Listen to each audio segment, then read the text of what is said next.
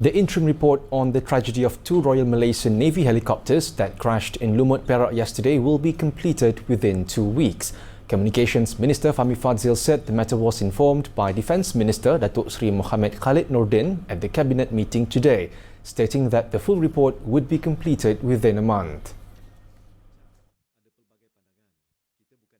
The Unity Government spokesperson said the Cabinet at the weekly Cabinet meeting today discussed the incident in depth. At the same time, Prime Minister Datuk Seri Anwar Ibrahim also expressed his condolences, with the government subsequently agreeing to distribute aid to the 10 crash victims next of kin. Menteri Pertahanan telah memberi komitmen bahawa laporan interim akan disediakan dalam tempoh 2 minggu, manakala laporan penuh tentang kejadian akan diterbitkan ataupun disediakan dalam tempoh sebulan dari sekarang.